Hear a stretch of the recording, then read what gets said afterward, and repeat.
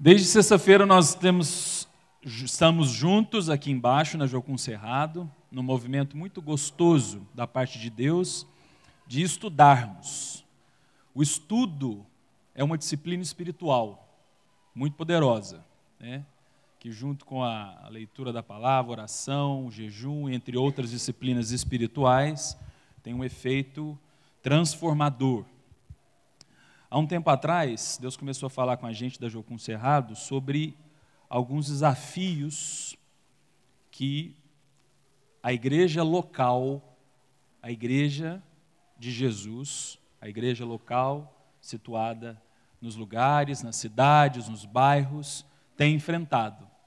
Um dos principais desafios que a igreja local vive hoje é como ela padece de estudar alguns assuntos, tanto na palavra de Deus, quanto o diálogo da palavra de Deus com a ciência, com os fenômenos, com aquilo que acontece. Isso é fato, né? A conta tem chegado para nós cada vez mais, e orando, nós, o Concílio da Base, todos os missionários ali, nós entendemos que um dos objetivos de Jocum Cerrado é esse, de poder abrir as nossas portas para que a igreja local possa vir e ela possa, então, receber esse estudo com qualidade.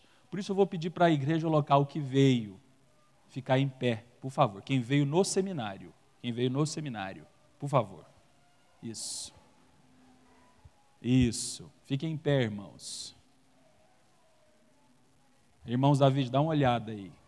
Quantos irmãos David estão em pé? Nós temos irmãos do Sal da Terra. Acho que a maioria é do Sal da Terra, né? Isso, obrigado, sejam bem-vindos, pode sentar. Viemos o irmão de Brasília, Rose, é sócia, né, aqui.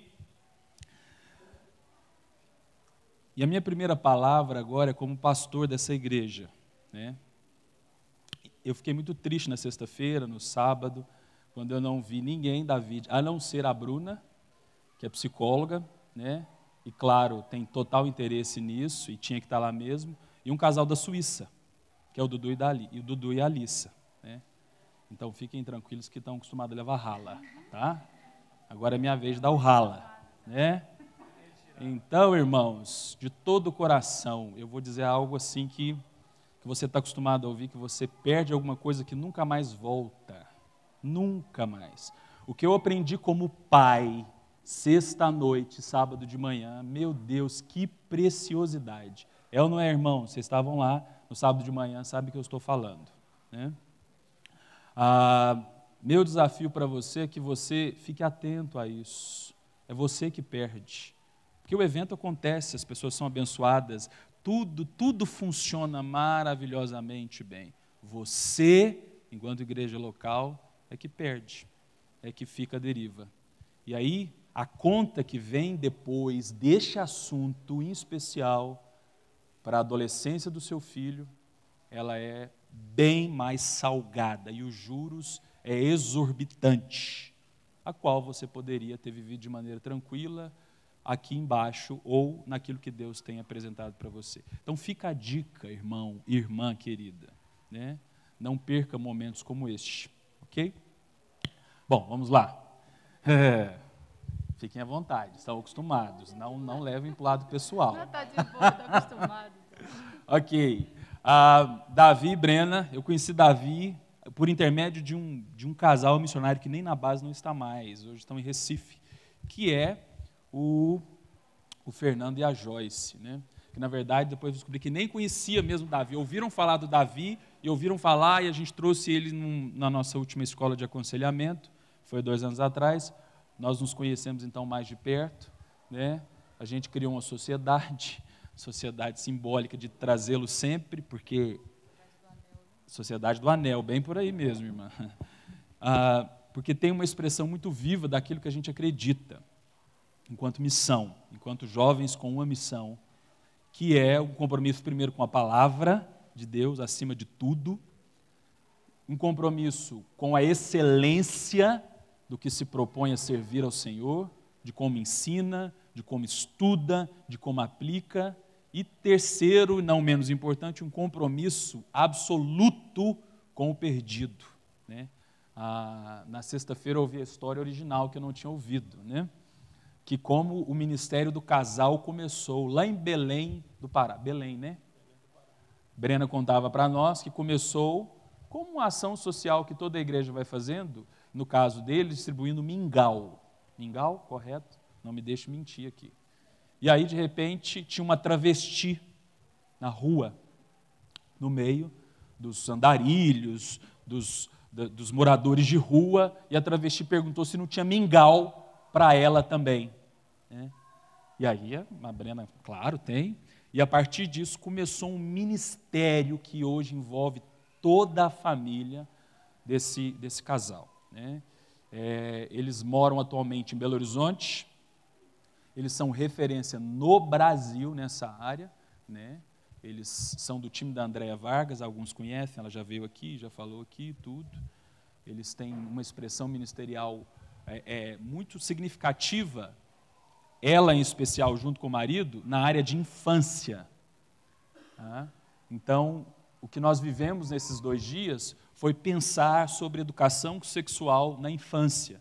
E, ao mesmo tempo, pensar sobre as nossas infâncias, como eu comecei essa manhã de maneira muito simbólica, te convidando a pensar a sua infância. Ok? Deixa eu fazer as devidas apresentações. Davi, ele é pastor, ele é filósofo, né? Ele morre de falar isso, mas ele é pastor presbiteriano ainda, viu, irmão? Então, você vê que ele vai dialogar bem com você aqui. Né? Ele tem uma maneira de falar muito interessante, porque ele te leva a pensar de maneira muito profunda, sem perder a profundidade das Escrituras, né? E de vez em quando solta umas piadas assim que te faz rir também, para que alivie um pouco o desconforto de pensar questões que a gente não pensa. Né? Casado com Brena, que está aqui do lado.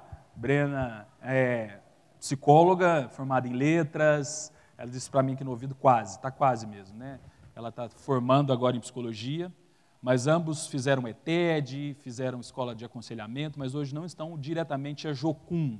Eles têm um ministério próprio que Deus deu para eles, que é na área de sexualidade e restauração. Eu vou pedir o Davi depois para ele explicar melhor, para a gente situar um pouco mais. Né? São com os 2 filhos aqui, a Nathalie e o Pedro, estão aqui atrás, a Nathalie de 10 anos e o Pedro de 5 anos, e vão daqui tirar um tempo qualitativo de descanso em Caldas Novas. Eu fiquei feliz demais por isso. Tá bom? Então é isso, nós vamos orar por eles, e aí eles estão com a palavra. Feche seus olhos, por favor. Pai, muito obrigado, Deus, pela beleza de caminharmos juntos no Teu reino, Pai. Obrigado pela beleza de descobrirmos que em Ti estão escondidos os tesouros da sabedoria e do conhecimento. Senhor, como igreja, como filhos seus, Pai, nós não precisamos ter medo de nada. Claro que vai piorar esse mundo, sim, Deus, mas em Ti, como nós cantamos, como confiamos em Ti, não precisamos ter medo, porque o Senhor é a nossa fonte, Deus. Então, que o Senhor nos desperte como igreja local, a não rejeitarmos a fonte que é o próprio Deus, que tem se dado a conhecer a nós, que tem nos movido nesse sentido, Deus. Obrigado porque o Senhor levantou uma família tão compromissada, com um tema tão delicado que ninguém quer mexer, Deus, que é sobre sexualidade, disfunções sexuais, esse pecado que nos dá muitas vezes ânsia de estômago, Deus. Obrigado porque o Senhor levantou um missionário e uma missionária, um homem e uma mulher de Deus, para ter isso como uma causa de vida aqui nessa terra, Pai. Então, nós primeiro estendemos orações para que o Senhor os prospere, que nunca falte sobre eles revelação do alto, do trono do Senhor.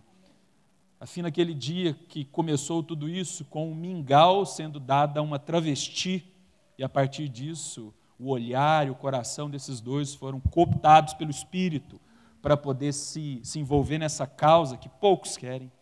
Que o Senhor continue fortalecendo eles nas lutas, nas perseguições que eu sei que eles têm, porque são cristãos, e cristãos nessa área não são nada bem-vindos, bem-quistos. Que o Senhor os capacite nisso.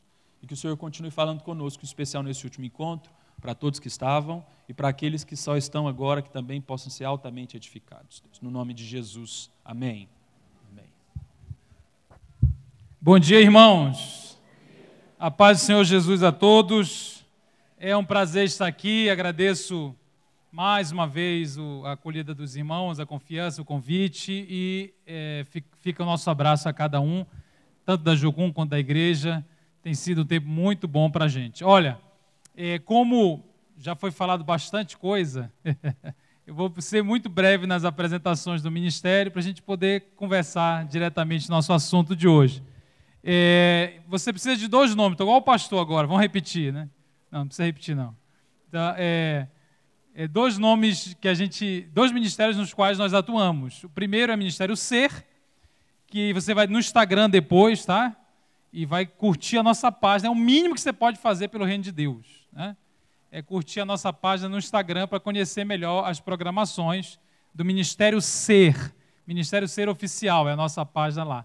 E ele tem como objetivo a capacitação da igreja para que nós possamos lidar de maneira bíblica, maneira equilibrada com a sexualidade, com os desafios dos nossos dias, os desafios contemporâneos. Então, todos os problemas que você possa imaginar que você vê na internet, essas confusões, as polêmicas ligadas a gênero, comportamento, homossexualidade, transexualidade, tudo isso é matéria da nossa pesquisa e atuação, sempre a partir da igreja, né? Então, nós temos essa ideia de capacitação da igreja para que possa lidar com isso tudo. E o outro ministério na verdade, é uma rede ministerial que chama Êxodos Brasil, que é a maior rede de ministérios nesta área no Brasil e também é internacional. Nós fazemos parte da diretoria dessa rede neste país e também temos o objetivo de ajudar a igreja, capacitando a igreja, a liderança especificamente, para atuar dentro das questões da sexualidade. Então, nós temos várias questões dentro desse pacote, sexualidade. Uma delas é a educação sexual, que é o nosso tema esses dias, mais ou menos, né, pensando a infância e a adolescência. A palavra que eu tenho hoje, ela é uma palavra um pouco mais familiar, então eu acho que de propósito seria interessante, de propósito eu quis assim, né, que a gente pensasse em família, já que nem todo mundo, a minoria participou de todas as construções que foram feitas de sexta-feira para cá. Então, a minha proposta é pensar um pouco a nossa família mesmo, e as questões que vou trazer, elas vão se aplicar tanto na sua vida quanto na vida daqueles que estão debaixo das suas asas, aí, os seus filhos, quem sabe até mesmo os que não têm filhos ainda, mas um dia vão ter, etc. Então, não é uma palavra apenas para pais. A minha intenção é que a gente reflita sobre questões que vão nos ajudar, vão ajudar nossos filhos e também outros conhecidos nossos, para que a gente possa nos relacionar melhor com este assunto e uns com os outros. Amém, irmãos? Então, eu vou dividir em 2 partes. A primeira parte eu vou fazer uma espécie de retrospectiva breve do que eu já falei desde quinta-feira, de maneira bem sucinta. No entanto, apesar de sucinta, talvez toque em coisas que você não tem muita familiaridade. Então, a gente vai caminhando devagar. Você que já ouviu, é importante você ouvir de novo um pouquinho, porque vai fixando ainda mais as ideias, né, principais. E depois eu queria terminar com uma reflexão a partir do segundo livro de Reis, que vai falar de uma família em crise. Eu queria aplicar isso tudo a essa ideia da família aqui nas Escrituras. Tudo bem assim?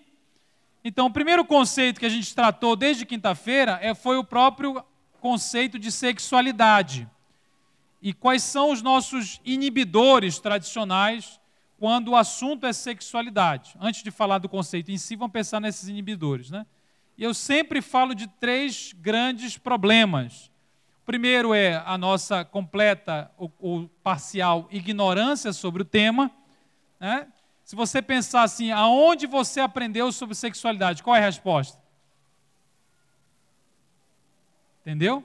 Entendeu o problema? Então, aonde você criou essas ideias? De onde você tirou as ideias ligadas à sexualidade? Em geral, a resposta brasileira para essa pergunta qual é? Escola. Tem uma coisa mais poderosa que escola hoje. É mídia, gente, é mídia, né? O que antigamente era muito na rua, tem a ver com as relações, né? As relações entre pares, que também ainda existem, evidentemente, só que muitas dessas relações, elas são virtuais, não é isso?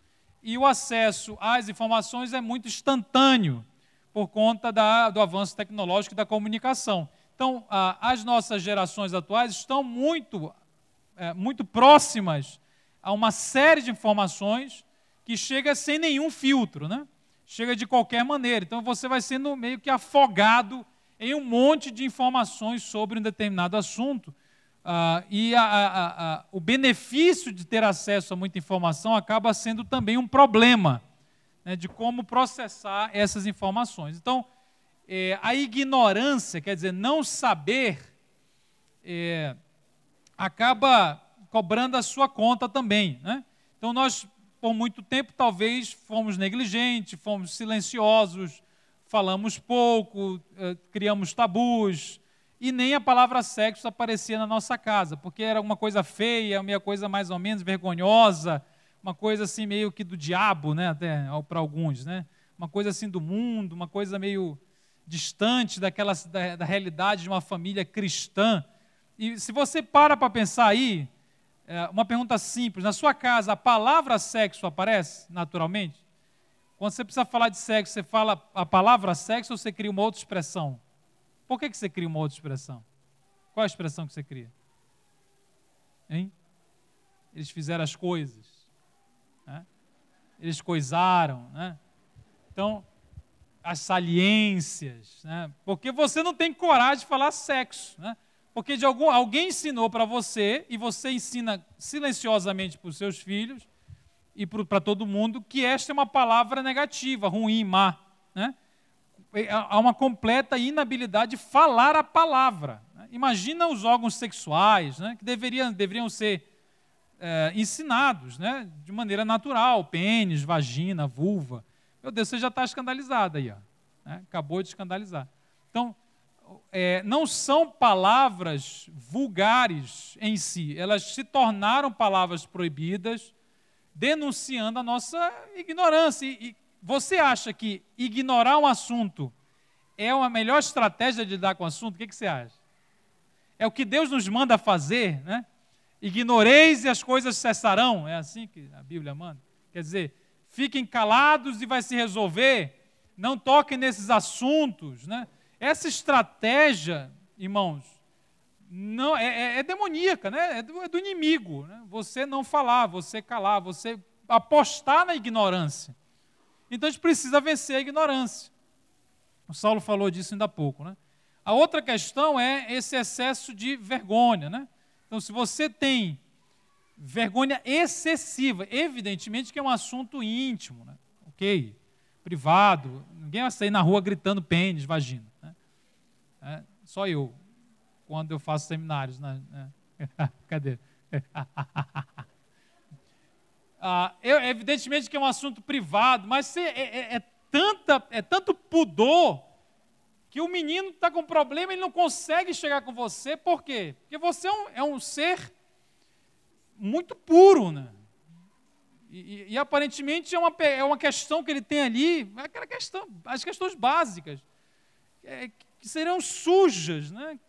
Vergonhosas. E é engraçado porque é interessante porque tem gente sofrendo violência sexual, e isso reforça ainda mais o estigma da vergonha, e se a gente não combater esse excesso de vergonha com naturalidade nesses assuntos, nós vamos dificultar qualquer intervenção precoce, né, em alguma situação de violência sexual, etc. Por exemplo, né, isso dando um exemplo apenas do problema da vergonha. Se um adolescente, uma criança, se um amigo seu, se uma ovelha, se um discípulo, sei lá, coloca qualquer pessoa que precisa de ajuda, né? Ele não consegue falar naturalmente nem os nomes científicos dos órgãos sexuais. Você acha que ele vai ter coragem de chegar com você e falar sobre as atrações homossexuais que ele possui e ninguém sabe? Ou de um conflito profundo de transgênero, de coisas desse tipo? É muito difícil imaginar que isso vai acontecer se a gente não faz o básico, né? E a gente fica preocupado em resolver o problema específico, o problema problemático, né? Por assim dizer, e não entende que precisa caminhar no básico, no essencial, né? Não ficar com essa vergonha, talvez religiosa, que vem de uma leitura falsa da Bíblia, que vai atrapalhando as nossas comunicações, né? Vai inibindo o nosso conhecimento sobre sexualidade. Então você tem A ignorância, a vergonha e, por último, é medo mesmo. Muito medo, né? E eu gosto muito de falar desse medo porque eu acho que ele é revelador. Irmãos, nós temos muito medo que as pessoas descubram que somos normais. Ok? Quanto mais espiritual você é, talvez se você é pastor, se você é líder, maior é esse medo. Qual é o medo? Que alguém desconfie por um minuto que você é um ser normal, que tem sexualidade. Eu pensei que você já tinha passado essa fase, quer dizer que você ainda tem isso aí, né? Então, que descubra que você tem atrações sexuais, que você tem conflitos, que você não resolveu tudo, que você ainda tem alguma vulnerabilidade, mesmo que você não esteja em pecado. Estou falando de pecado só não, também, mas não é só isso não. Eu estou falando de vulnerabilidade, de conflito, de eu não conseguir ainda, eu não entendo, né? Porque a gente parece que vai ficando espiritual, casa, né? Porque, por exemplo, solteiro tem problema, casado já casou. Que problema vai ter com pornografia? Casou. Isso é coisa de adolescente de 15 anos.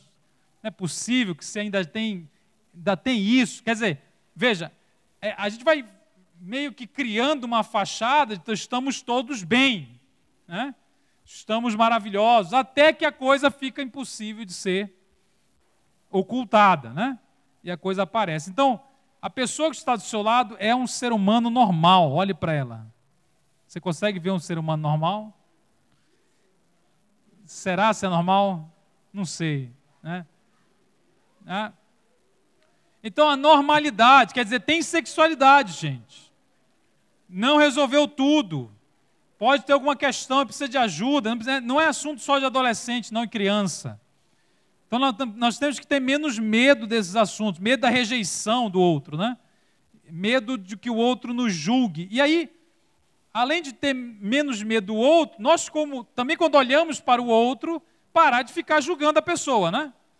Parar de achar que a pessoa é inferior porque tem determinada questão que você não tem. A gente falava esses dias sobre gênero, aliás, ontem à noite, quem estava ontem à noite lá? Meu Deus do céu, ontem à noite foi bravo, não foi isso? A gente falava um pouquinho de gênero, de conflitos de gênero, né? E muita gente olhava assim meio perplexo, né? Falava assim, cara, eu nunca pensei que alguém pudesse ter esse conflito. Quer dizer, como alguém pode não saber, né, ou ter dúvidas sobre identidade, né, quem eu sou? E veja, quando não é um conflito nosso, em geral a gente vai se colocar como um juiz e vai achar assim, isso é falta de peia, né? Isso aí é falta de vergonha na cara, isso aí é molecagem, isso aí eu fui criado, não tive isso, né? Eu nunca tive esse problema, por que esse cara está aí fingindo? Então, irmão, veja, nós temos reclamamos, essa contradição, reclamamos que os outros não nos entendem, que a gente precisa da igreja, que a gente precisa de ajuda, precisa falar com alguém, que o nosso pai, nossa mãe nunca falou conosco sobre sexualidade. E quando chega alguém muito diferente de nós, nós fazemos a mesma coisa, irmão. Pior até, porque já que não dói em mim, né, eu minimizo o outro, trato o outro como se fosse, isso é falta de peia, e tem que pagar, tem que se arrepender apenas. É lógico que tem que se arrepender de muita coisa. Mas veja como é uma via de mão dupla essa questão do medo, né, da rejeição. Né, não querer ser rejeitado e não rejeitar os outros nas suas questões. E aqui não estou advogando que você deva justificar o outro, dizer que o outro está certo quando ele está errado. Não tem nada a ver isso. Não se trata de legitimar nenhum comportamento que esteja fora da palavra de Deus. Eu apenas digo da relação que a gente trava uns com os outros. Então você tem ignorância, vergonha e medo. E a gente precisa vencer um pouquinho mais isso para chegar na ideia de sexualidade. Então, a sexualidade, nós falamos esses dias, é uma coisa muito ampla e complexa que tem a ver com todas as partes do seu ser, né? Tem a ver com o seu corpo, então você sente no corpo, você tem a ver com as suas emoções, seus afetos, não é isso? Sim ou não? Seu psicológico, com a sua formação psicológica, com as suas referências simbólicas, né? Desde pequena, as suas referências de masculino, de feminino, como você relacionou com o meio, foi formando a sua sexualidade. Ela também tem a ver com as suas crenças, né? O que seria a sua espiritualidade viva, né? Aquilo que você crê sobre você mesmo, sobre quem é Deus, sobre qual é o papel da sexualidade na sua vida, como ela deve ser vivida, e o diabo entra exatamente aí, é isso? Então, se tem alguma coisa demoníaca na sexualidade, não é que tal comportamento é um demônio, como as pessoas costumam dizer erroneamente, homossexualidade é um demônio. Está errado.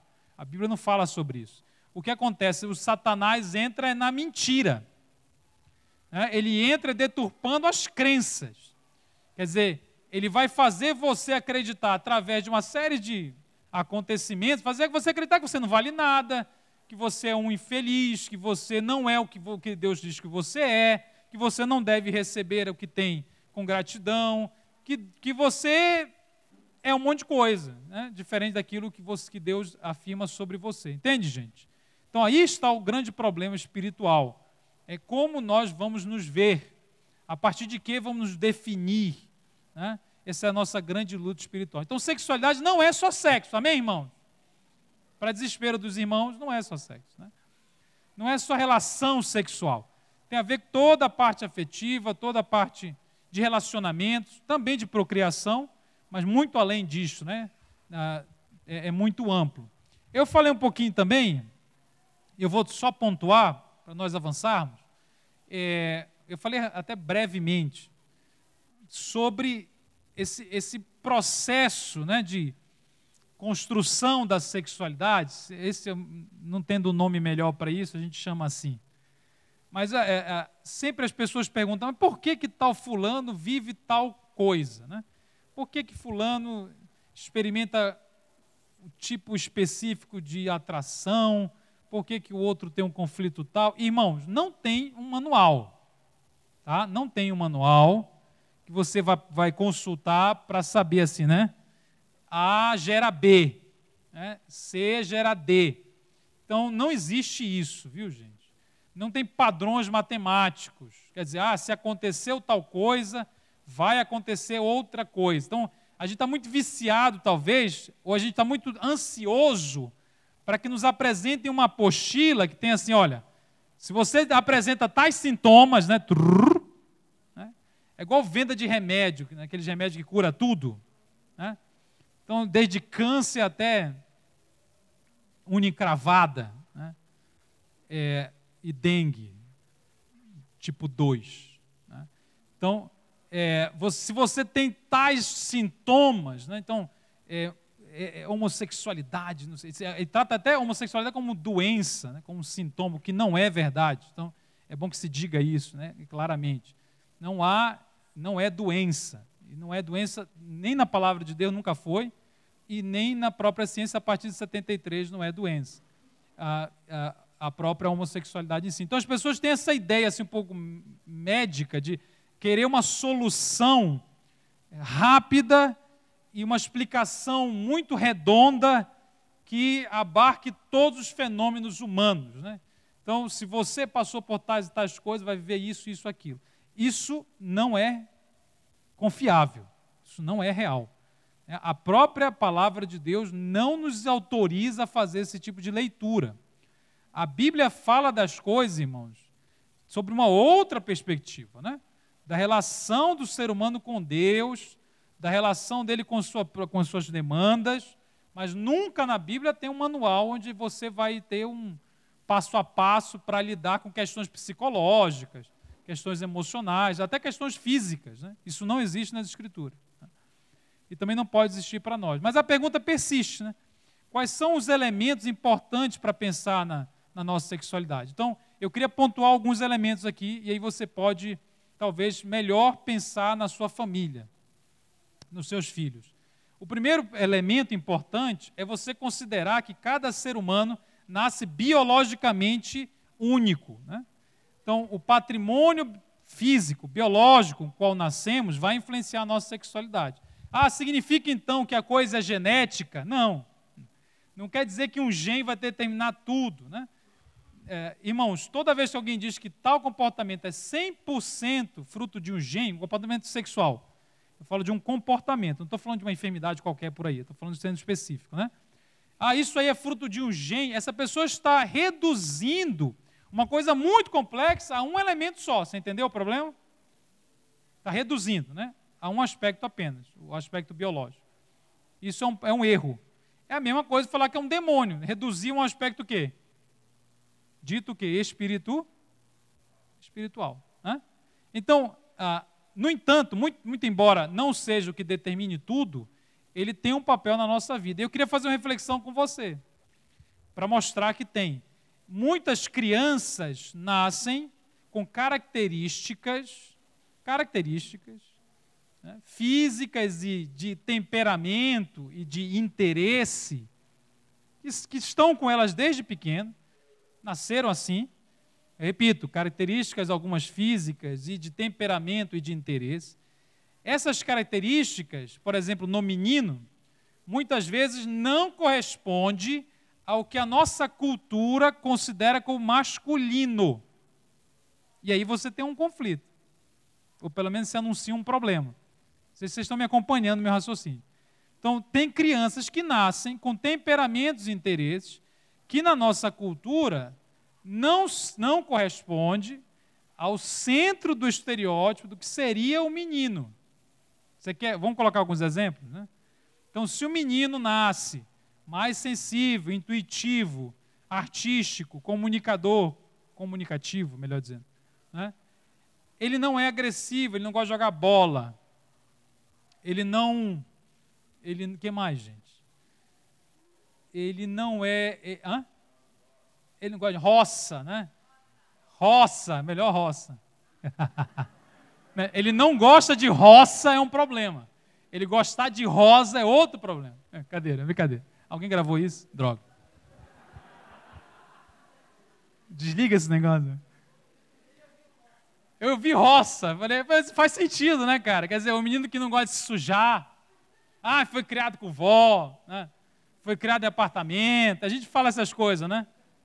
Por que você fala isso? Porque ele nasce com características que não correspondem ao masculino. E aí a gente, ao invés de tentar entender isso e lidar com isso da melhor forma possível, né? Qual seria a melhor forma possível? Aceitando que é assim, isso não faz menos homem.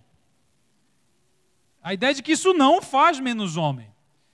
Ele vai precisar de mais ajuda para a afirmação da masculinidade. E como é que se afirma a masculinidade? Primeiro, você convivendo com pessoas que são referências. Né? Porque a afirmação de masculinidade é basicamente através de uma relação, em que você tem exemplos, né, claros sobre o que é o masculino saudável. E o masculino saudável não necessariamente é o cara que vai bater em todo mundo toda hora, com algumas exceções. Né? Que vai bater, que vai jogar bola, que só pensa em bola, que não conversa com ninguém. Quer dizer, essas ideias masculinas, que são parte, sim, do masculino, não tem nenhum problema, elas também podem ser desequilibradas para o lado de lá. Mas veja como é complicado nos dias que estamos, porque esse menino vai ser taxado de quê? Automaticamente ele vai ser taxado de menos homem, eu vou colocar assim. Não, mas não é piada, não. É essa a ideia. A ideia é uma inadequação do masculino, quer dizer, você não está à altura. Olha que trauma, né? Olha que loucura, né? Numa cabeça de 4 anos, 5 anos, 6, vai. Aí entra na escola, aos 4, aos 3, aos 4, e de repente aos 6 ele, como gosta de rosa, e aqui eu não estou falando de uma criança com um conflito transgênero, tá, gente? Deixa eu excluir essa parte, porque aí é uma outra conversa, né? Eu não estou me referindo, apesar de ser uma continuação dessa, mas aí a gente precisa de mais tempo. Eu não estou me referindo ao conflito hoje anunciado, que é o transgênero, quer dizer, é a criança que afirma estar no corpo errado. Aí chega no outro nível de conversa, né? A criança que quer se vestir toda hora com roupas do sexo oposto. Quer dizer, é um outro nível de fenômeno. Não é exatamente disso que eu estou falando, apesar de isso também existir já nos nossos dias, e a gente pode sentar depois para conversar sobre isso. Quer dizer, seria uma coisa mais aguda, né? a rejeição do corpo, rejeição. Eu estou errado, está errado, esse corpo não é meu, esse corpo não me pertence, eu preciso mudar o meu corpo. Isso é um conflito que a gente chama de transgênero, que é uma minoria pequena. No entanto, o que acontece com a maioria de muitas crianças é uma inadequação ao padrão cultural. Vocês estão me entendendo, né? Então, aquela menina que quer jogar bola. No colégio adventista, a Brena estudou na década de 80, quando era girina, né?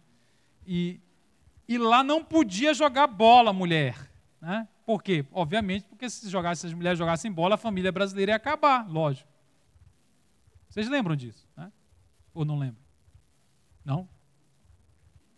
Então, veja, as mulheres não podiam jogar bola. Então, veja, a menina que queria jogar bola na década de 80, ela tinha um trabalho maior.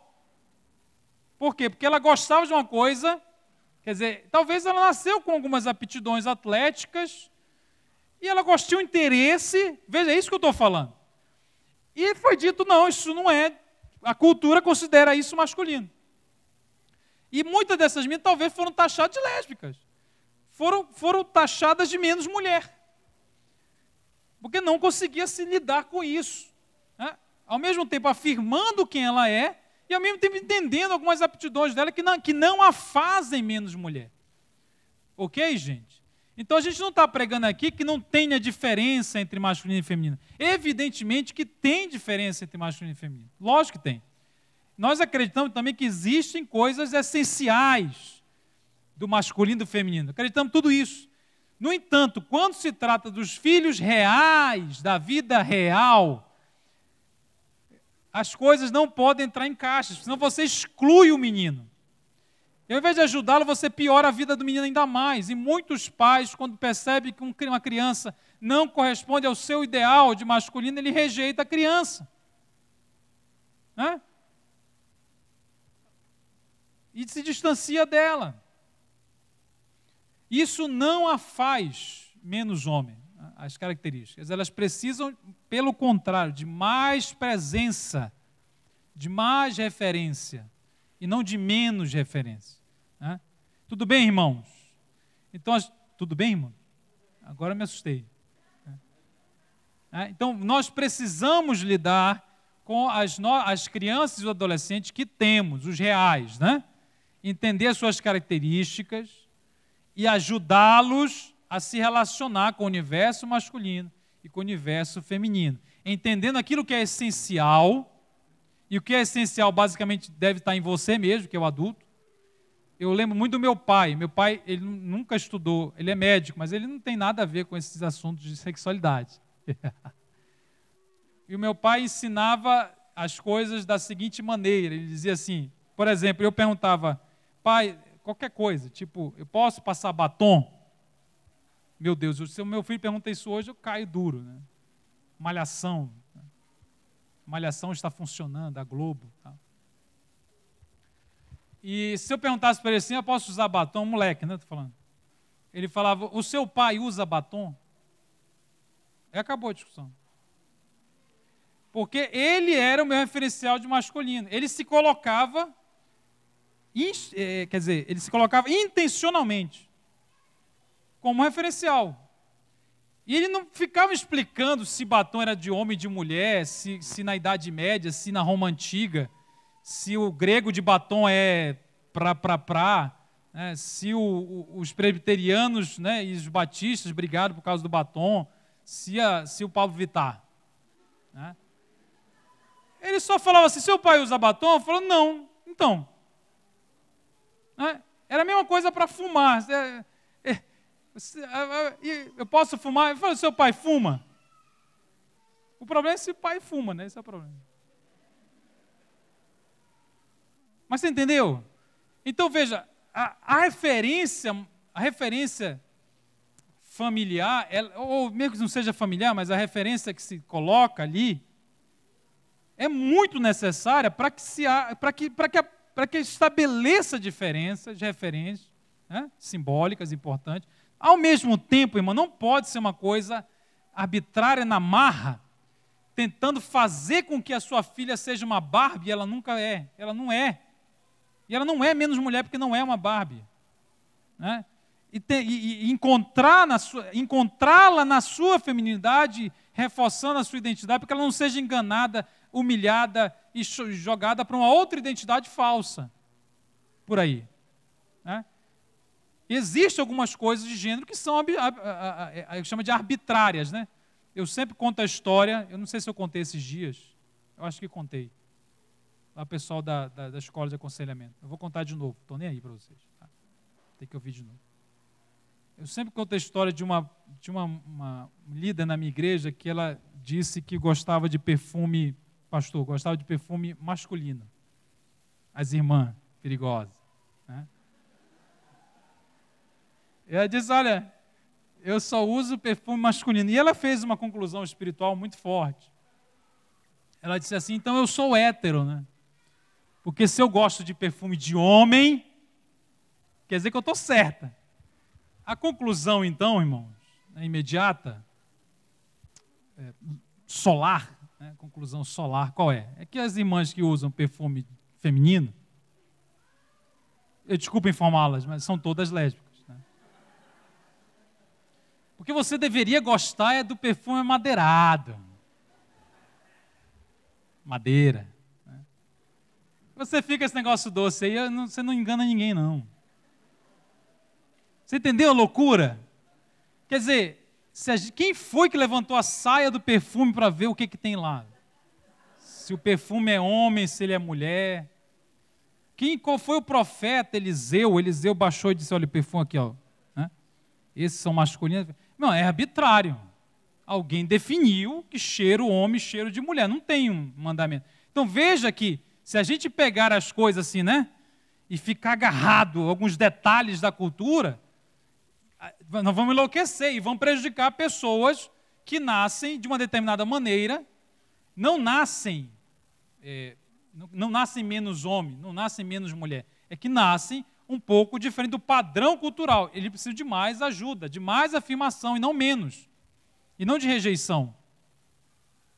Amém? Amém. Esse foi o primeiro ponto. Vamos para o segundo.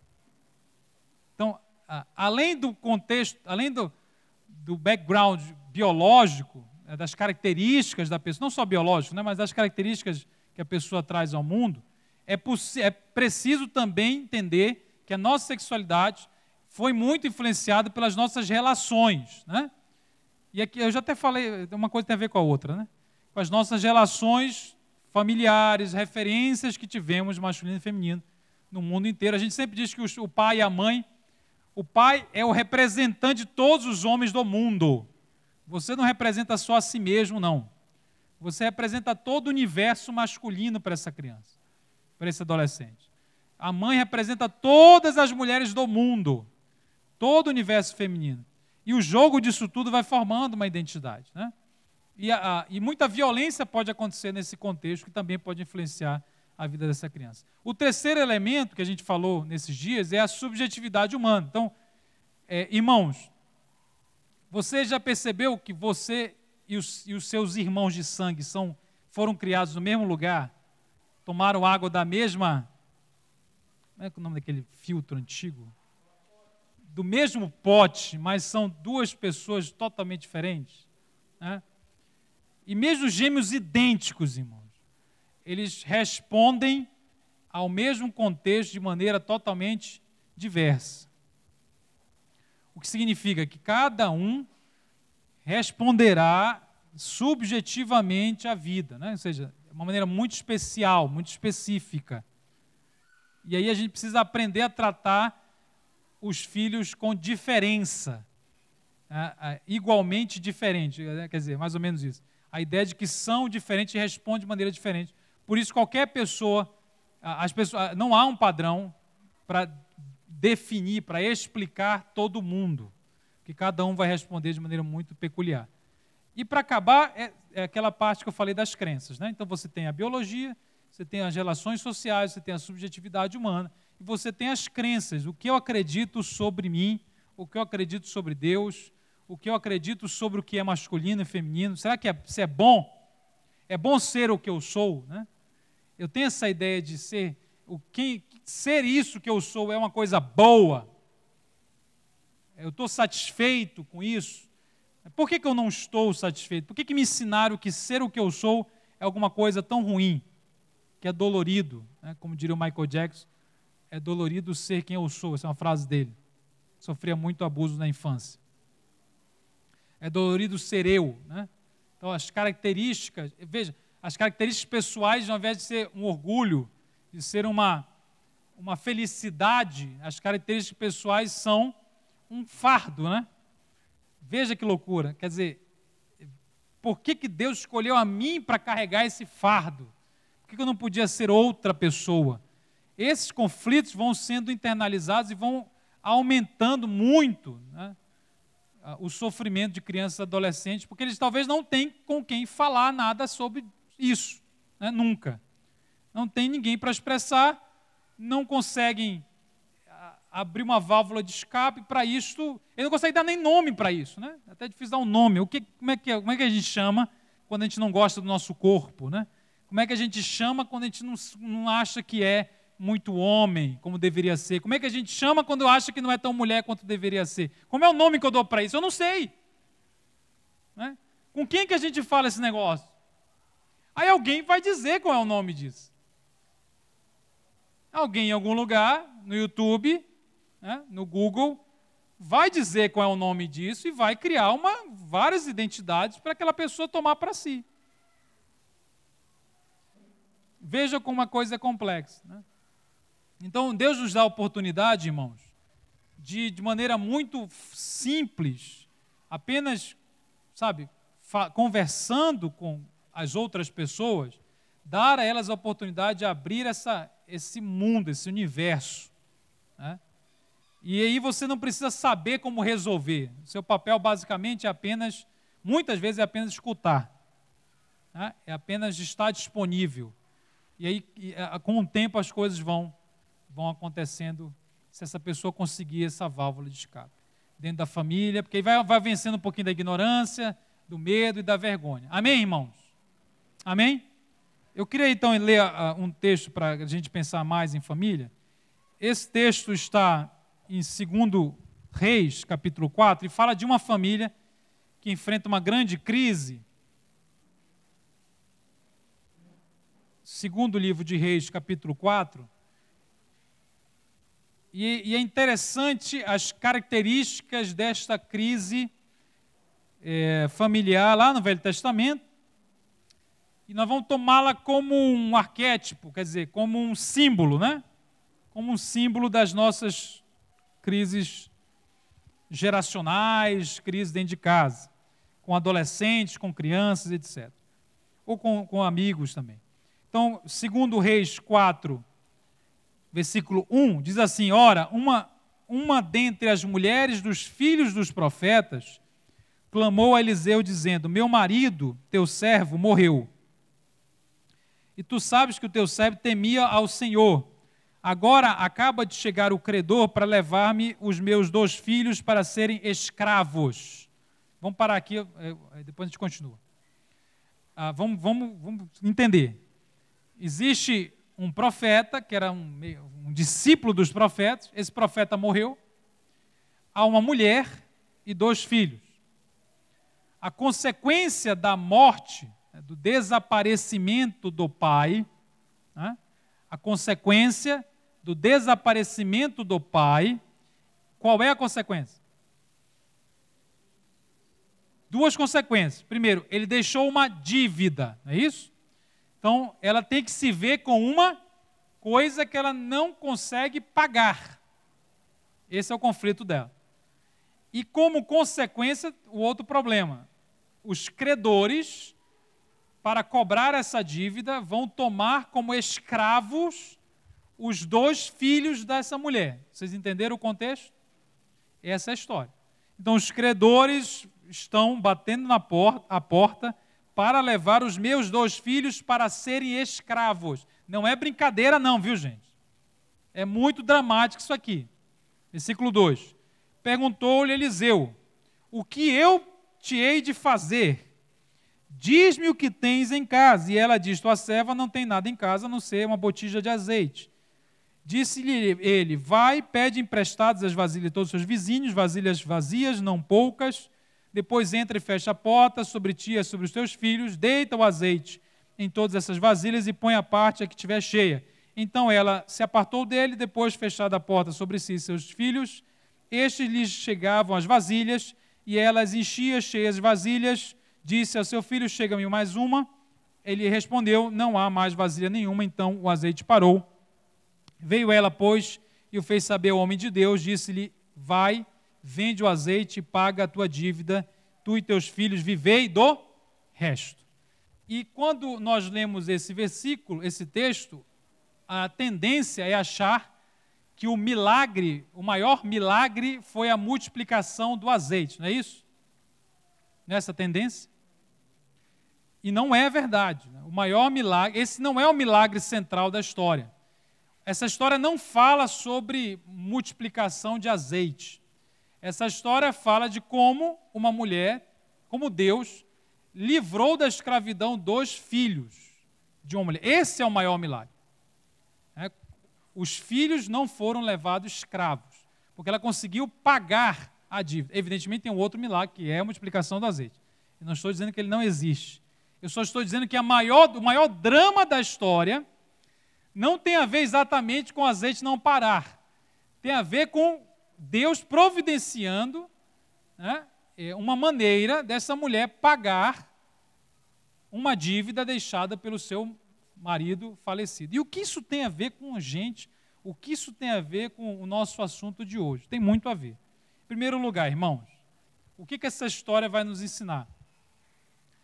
Que na nossa família, cada um tem um papel, e quando esse papel não é desempenhado, os outros são afetados. Amém ou não? Os outros são afetados. E, veja, o pai, na história, ele é insubstituível. A mãe não consegue fazer, quer dizer, ela se vê diante de uma demanda, eu tenho que pagar uma dívida que meu marido deixou, ela não consegue. Ela vai precisar recorrer a Deus.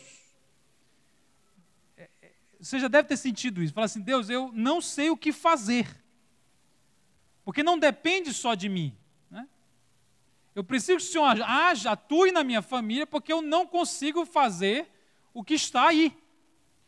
Esse marido morre, e a ausência desse marido gera uma demanda para aquela mulher que a sobrecarrega. E o texto diz que ela tenta resolver, porque quando o profeta diz o que tens em casa, o que ela tem em casa? Apenas uma botija de azeite. Provavelmente ela já tentou se desfazer de tudo para conseguir recurso para pagar a dívida. Então é uma mulher super sobrecarregada, tentando resolver um conflito, um problema que ela não consegue fazer, e ela está vendo os seus filhos sendo levados como escravos. Esse é o drama da história. Então, primeiro ponto, na nossa casa, irmãos, cada um de nós, se não atentarmos para os nossos papéis, nós acabamos sobrecarregando os outros. Né?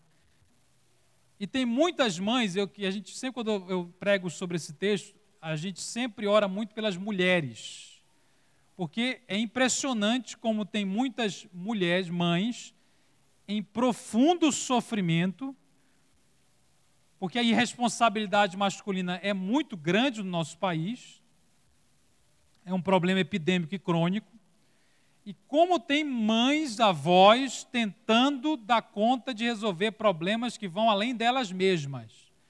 Só que ela não larga o osso, ela tenta resolver. O que acontece? A pessoa estoura. A pessoa entra em processo de esgotamento. A pessoa se frustra, a pessoa começa a ela adoecer, tentando dar conta de alguma coisa. E em geral, tem a ver, se você se confirmar, se testificar isso, você dá um glória, tá? Você dá um glória não.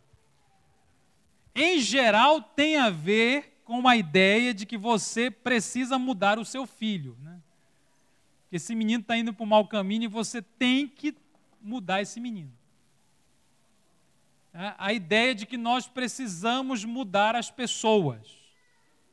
Nós precisamos fazer alguma coisa que resolva, porque esse menino, essa menina, pode ser o contrário também, né? Você olha para os seus pais e fala assim, meus pais precisam mudar. E eu não sei se você já tentou mudar alguém. Os casados, fiquem tranquilos. O casamento só acontece, de fato, quando você para de tentar mudar o cônjuge. Enquanto isso não acontecer, você ainda não entendeu, nem viveu o casamento ainda. Você ainda está num negócio parecido. Eu não sei se você já tentou mudar alguém, mas a gente convive com muitas famílias que as pessoas estão tentando, elas mesmas, com as suas ferramentas humanas, mudar ao outro. E o resultado disto é o seguinte, é uma mãe, ou pode ser um pai também, altamente sobrecarregado, frustrado, deprimido, e até com ódio de Deus. Por que Deus não resolve logo? Como é que eu vou lidar com essa dívida? Como é que eu faço? Irmãos, nós temos que entender qual é o nosso papel e qual não é o nosso papel. O que é de Deus e o que é nosso. Então, mudar pessoas é o seu papel? Você tem certeza? Mas você consegue viver isso? Você consegue descansar e dizer assim, Deus vai alcançar o meu filho? Não. Sabe por quê? Porque eu consigo fazer isso com o seu filho. Você consegue fazer isso com o meu filho, mas se fosse o meu moleque, o que eu faria? Estava doido aqui. A gente só consegue ter uma objetividade espiritual, falar assim, não, quem convence é o Espírito Santo. Quem faz a obra é o Espírito Santo. Não adianta ficar na marra tentando mudar esse menino, essa menina. A gente faz isso quando é no outro. Quando é filho nosso que a gente ama, por amar, nós queremos substituí-lo nas suas escolhas, né? Se você pudesse pegar esse menino e substituir, ao invés dele escolher, você escolher por ele, você não faria? Não, porque eu sou um espiritual. Nada, para de mentir. Irmãos, Jesus conta uma história do pai dos pródigos, na qual o menino chega aos 18 anos. Alguém tem 18 anos aqui? Fique calmo. Mas imagine você que tem um filhinho, você que passou 4 horas, 10 horas de trabalho de parto.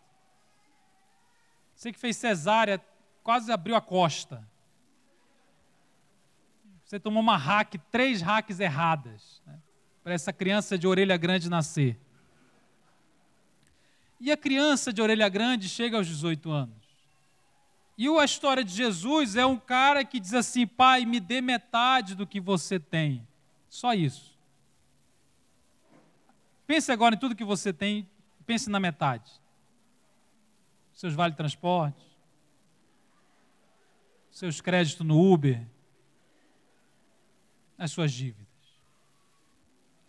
E se o filho chegasse com você e dissesse assim, me dê metade agora, porque eu quero ir embora. É carnaval. Eu quero ir embora curtir a vida. O que você faria? Fala sério. O que os judeus estavam esperando quando Jesus abriu a boca e disse assim, um pai tinha 2 filhos, o mais novo pediu metade do que tinha para o pai. O que o judeu estava esperando ele dizer? O que você acha? Irmão, se fosse você chegaria e falasse assim, você quer a sua herança, eu vou ali pegar. Espera aí que eu vou lá pegar. Espera aí. E tem uma vara de goiabeira escrito herança. Mas você chegar... Já viu o filme Django Livre? Você chegar chicoteando assim, em câmera lenta. E o sangue espirrando nas paredes. Porque onde já se viu esse moleque querer, quer dizer, metade das galinhas tudo para ele. Está ficando doido? Enlouqueceu? Irmão, Jesus disse que o pai O pai deu para o menino metade do que tinha. O pai deu. E o moleque foi embora. Irmão, se você fosse vizinho deste cara, você ia para o Facebook fazer um texto enorme. E falar por isso que a Petrobras está deste jeito. Eu tenho certeza que você, os áudios no WhatsApp, né? As tias tudo louca. Aquelas tiazinhas tudo louca que descobriram o áudio essa semana. Aquela tia que manda o nome, né? Aqui é fulana. É que ela não sabe que o nome já está lá, né? A foto. Ela se identifica, né? Fulana, alô, desligo. E as tias tudo enlouquecidas. Como é que pode o Brasil desse jeito? Como é que um pai dá metade do que tem para o filho? Irmãos, essa é a história de Jesus. Agora durma com isso. E o que essa história está falando? Está falando exatamente com o filho da mulher aqui. Quer dizer, não era o pai que ia mudar a cabeça daquele menino. Ele não tinha essa capacidade. O menino tinha que fazer escolha.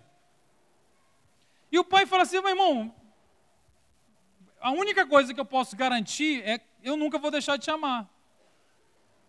E a porta vai estar sempre aberta. Que é esse o papel do pai na história. É não queimar a ponte. É não destruir a relação.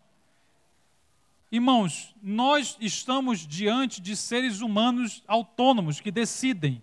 E nós temos que respeitá-los nas suas decisões, principalmente quando eles vão atingindo determinadas idades. Evidentemente, se é uma criança, é diferente. Claro que é diferente. Mas eu quero que você entenda que se a gente não compreender qual é o nosso papel, o papel de Deus na transformação das vidas das pessoas, nós vamos nos frustrar, vamos nos adoecer. Você está aqui, pode estar louca, doente, porque está tentando mudar alguém. E Deus está te falando, deixa que eu mudo. Mas o deixa que eu mudo significa que você não controla o negócio. Esse que é o problema. Que você não controla o tempo. Que você não vai controlar como. Que o seu papel vai ser orar, vai ser esperar e amar essa pessoa. Porque amar não é aprovação, irmão. Tira da cabeça a ideia de que amar alguém é aprová-lo. Não é. Amar alguém não justifica ninguém a nada. Deus me ama e não aprova o meu estilo de vida, se eu estiver agindo errado. E a gente colocou na cabeça que se eu mostrar amor por alguém, eu estou aprovando o que ele está fazendo. Não. Não, porque o outro caminho é o ódio. Qual caminho que você quer? Você quer a rejeição, o ódio, a briga e a discórdia, ou você quer amor? É o único caminho que tem, amar. E é difícil amar aquele que pisa no nosso calo. A dívida que a gente tem que pagar, né? O que tem a ver com a gente e não com o outro. Eu sempre conto a história, que horas são? Deixa eu ver que horas. Já vai acabar, gente. Irmãos, você lembra do ladrão da cruz? O cara roubou,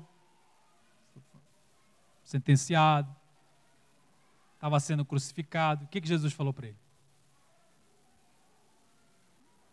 Ele falou, lembra-te de mim, não é isso? E Jesus salvou o cara, né? Basicamente.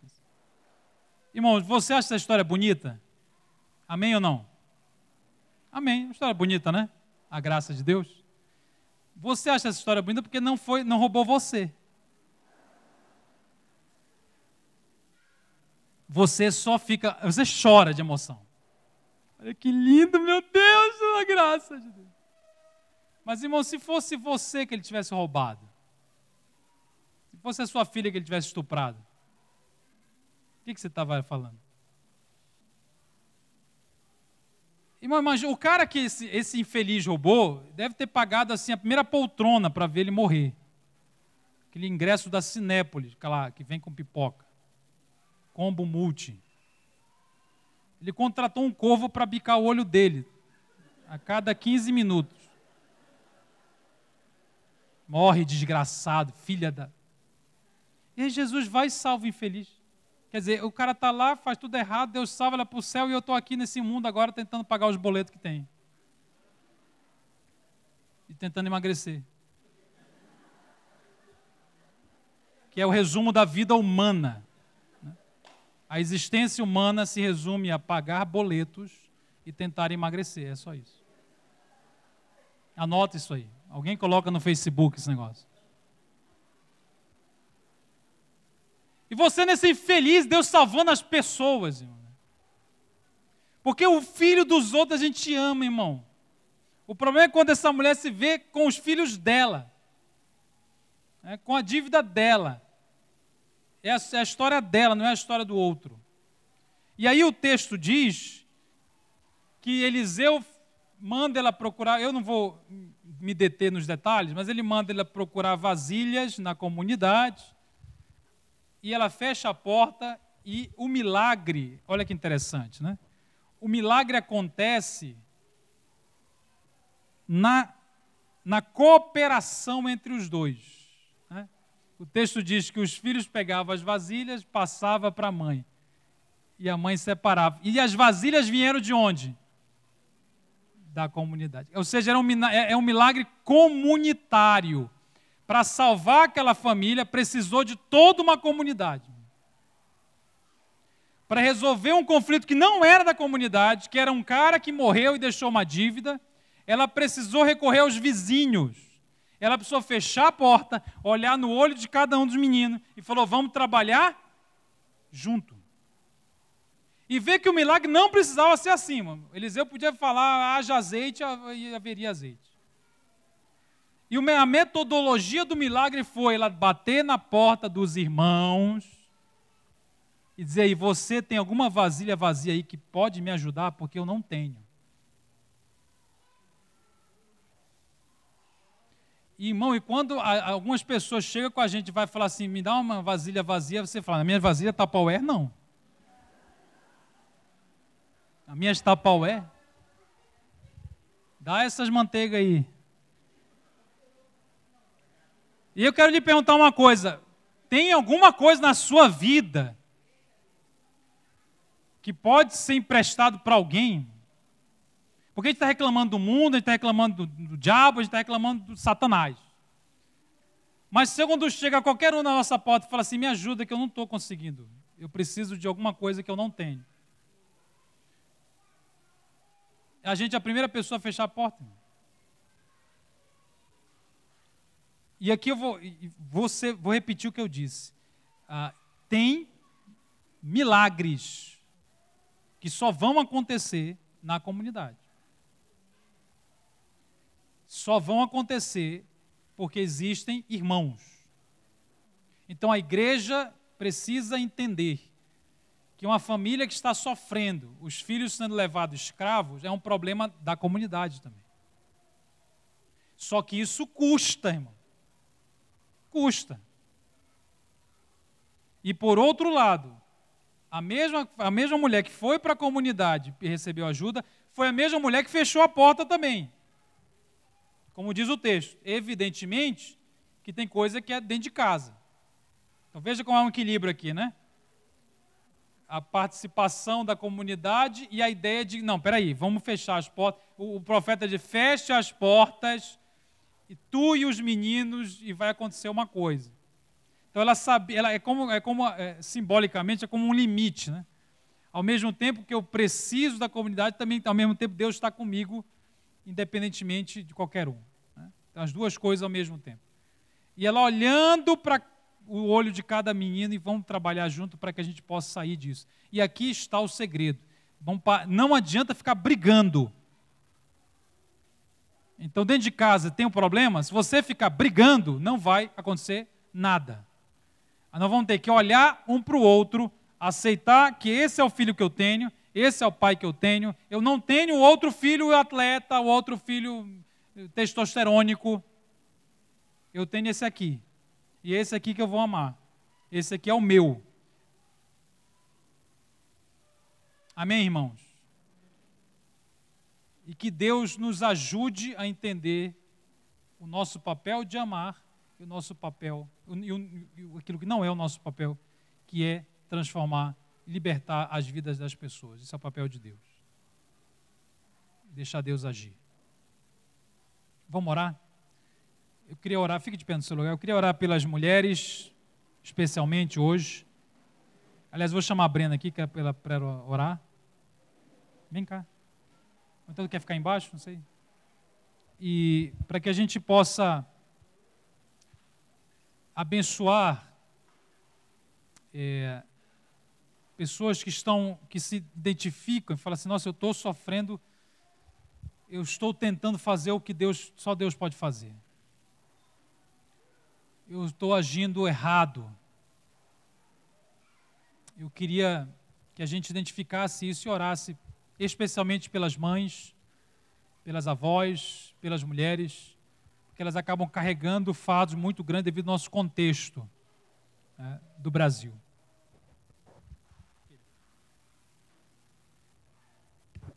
Amém. A paz. Eu queria só, antes de orar, pensar os últimos 3 versículos finais do capítulo. E aí a palavra fala que as vasilhas estavam primeiramente vazias. Então a gente fala aqui do material que o Espírito Santo tem para trabalhar. Né? O primeiro seriam essas vasilhas vazias, que seriam a nossa própria vida vazia. Né? Talvez destituída do orgulho que a gente tem. Porque primeiro foram vasilhas vazias para depois serem cheias. E talvez nos nossos orgulhos, que não são muitos às vezes, a gente deixa de receber a ajuda da comunidade e chegar à conclusão que a gente precisa de Deus mesmo para resolver o que a nossa ciência não consegue resolver, o que o nosso estudo, o que os nossos anos de evangelho conseguem resolver. Depois disso, o óleo jorra dentro dessa vasilha. Então, o material é totalmente do Espírito, uma simbologia do Espírito Santo, como aquele que é o óleo, né, como aquele óleo que desce mesmo, né, que desce, como a palavra fala, da barba de Arão, ali onde o Senhor ordena a bênção. E o azeite começa a fluir. E a palavra fala que não para até que as vasilhas acabam. E aí a resolução do problema é que não só aquele azeite pagaria a dívida, mas eles iriam viver do resto. Ou seja, é uma obra realmente completa do Espírito Santo, né, para continuar um processo naquela família. E a gente vai orar nesse sentido hoje.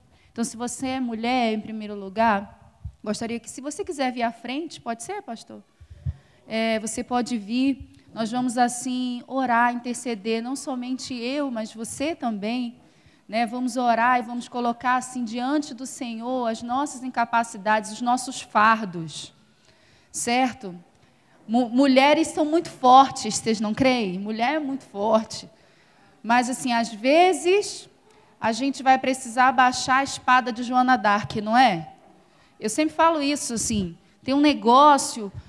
outro dia eu estava conversando com uma amiga, e eu estava muito sobrecarregada, e ela olhou para mim e falou assim, sabia que eu admiro demais você, porque você é uma guerreira. Eu falei, eu não te autorizo a usar essa palavra guerreira agora. Não quero ouvir essa palavra guerreira. Porque, às vezes, as pessoas olham para a gente como essa guerreira, né, o tempo todo, e guerreira também precisa descansar, precisa baixar a espada. Né? Acho que o nosso maior status de guerreira é estar diante do Senhor mesmo. E, às vezes, os homens olham para a gente tanto como essa guerreira, que não tomam o papel que precisam ter, porque, afinal, a guerreira sempre resolve. Né? A guerreira desbrava, a guerreira cuida. Né? Então, se eu tenho uma guerreira em casa, por que eu vou, né, me esforçar para poder adestrar o meu papel? Já tenho uma. Então, assim, que esse rótulo tenha o lugar certo na sua vida nessa manhã. Mas se você está assim, meio exausta dessa coisa de guerreira, então vamos colocar aqui que é o lugar. Né? É o lugar onde o azeite jorra, é o altar do Senhor. Amém? Então nós vamos orar. Vocês que são homens, assim, orem. E acho também que a gente precisa orar por arrependimento, por perdão, né, do Senhor mesmo. Os homens, talvez, por falecer antes do tempo e por deixar suas dívidas. E nós, talvez, porque não encontramos recursos no Senhor para lidar com isso. E essa mulher aprendeu. Amém? Então, vamos orar por recursos. Em terceiro lugar, também eu gostaria de orar pelos homens dessa comunidade. A gente tem, assim, experimentado uma falência enorme na masculinidade, não é? A gente tem, assim, vivenciado isso. Não é para a gente acusar, é para a gente chorar e clamar. né, para que Deus assim traga um tempo sobre a nossa nação diferente, para que esses meninos que são órfãos de pais vivos, essas meninas que são órfãos de pais vivos, possam encontrar referências para mais além também de Deus, né? Deus é a nossa referência, mas há que se facilitar esse processo, não é? É possível. Então vamos orar, vamos clamar, colocar diante do Senhor tudo isso que a gente falou aqui. Deixa o Espírito Santo te conduzir. Pai, o nosso coração diante do Senhor está quebrado nessa manhã. Espírito Santo, que o Senhor traga uma bruma de intercessão nesse lugar, segundo o teu coração. Espírito, nós conseguimos lembrar de nós mesmos, mas também de pessoas nesse momento. Ah, Deus, eu lembro das mães do grupo de paz, do ser ali. Ah, Deus, quantos filhos na escravidão, levados, Senhor, por dívidas.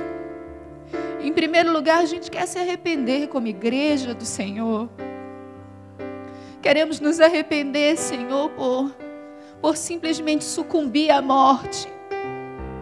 Por talvez não pedir ao Senhor recursos, Senhor, recursos quando ainda há tempo de poder te encontrar. Senhor, volve os nossos olhos para os recursos, Senhor, corretos nessa manhã. Senhor, desistimos dos nossos recursos, da nossa sabedoria. Desistimos de encher os nossos vasos, Senhor, com tesouros que não são do Senhor. Queremos, Senhor, vasos de barro, para que a excelência do poder seja sua e nunca nossa. Para que o Senhor quebre esse vaso, refaça de novo, e o conteúdo desse vaso seja unicamente para a tua glória. Senhor, nós simplesmente nos arrependemos, Senhor, pelos nossos recursos, pelo nosso azeite, Senhor. Por esse azeite que não é suficiente para sanar, Senhor, o problema geral. Às vezes o nosso azeite só serve para aquele momento, não é esse que queremos, Senhor. Não é, Pai. Queremos o azeite, Senhor. O azeite que nos dá, Senhor, força e fé para caminhar cada dia, cada milha.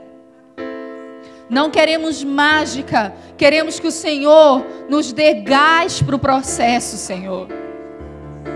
Nos perdoa talvez por cobrar do Senhor. Nos perdoa talvez, Senhor, por talvez colocar o Senhor na parede, Senhor, sem buscar uma compreensão maior.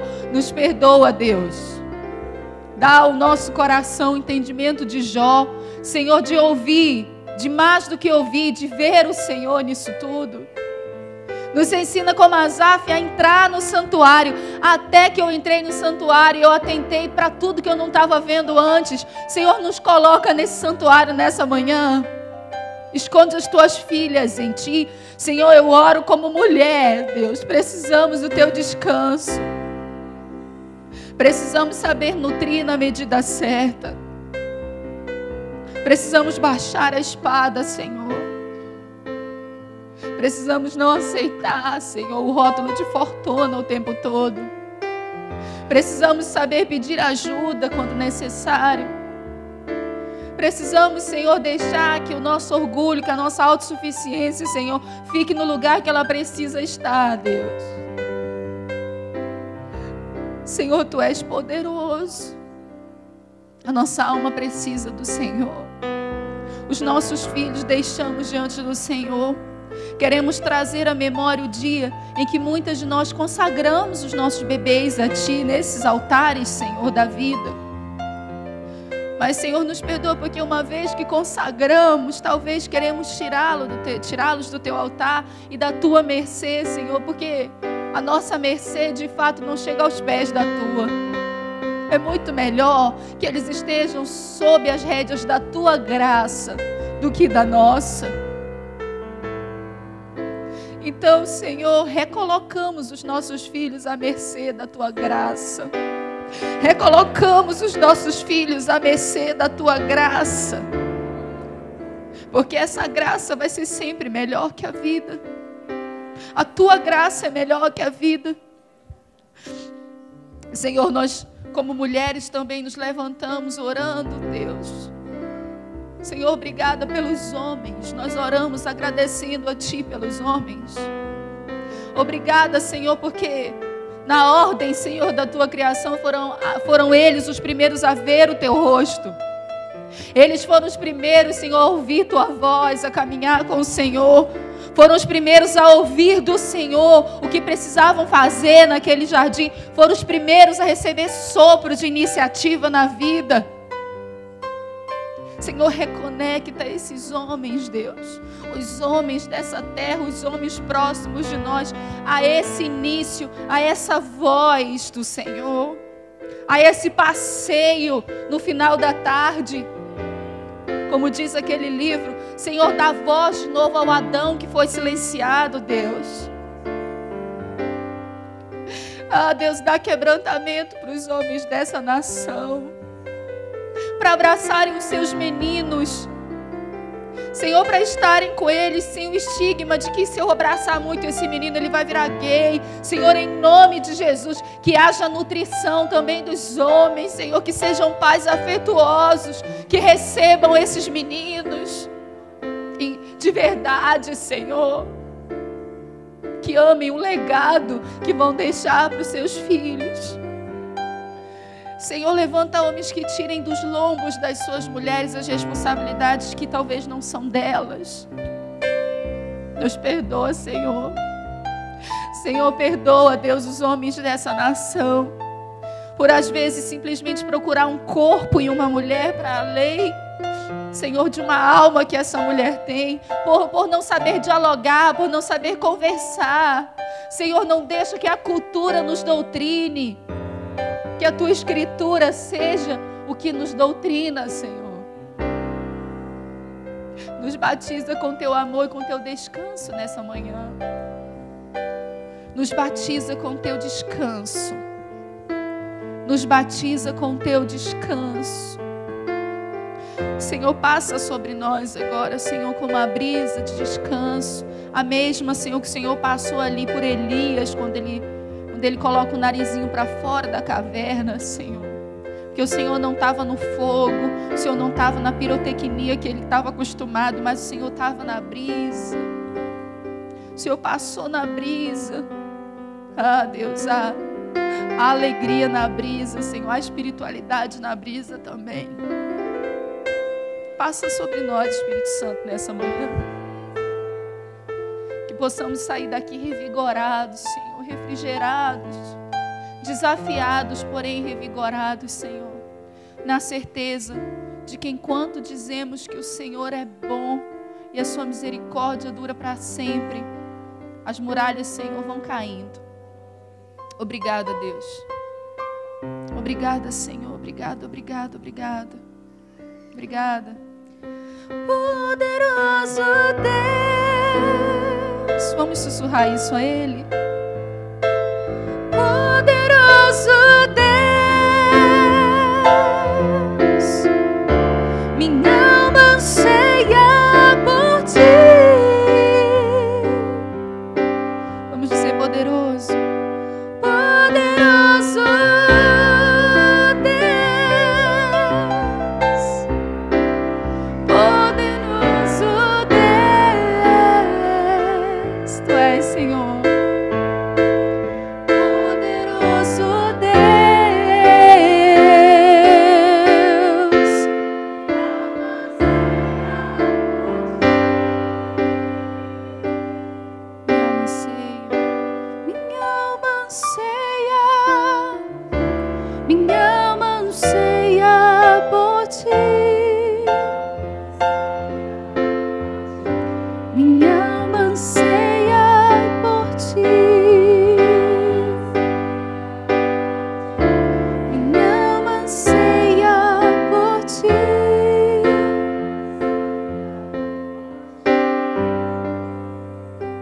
Obrigada, Senhor.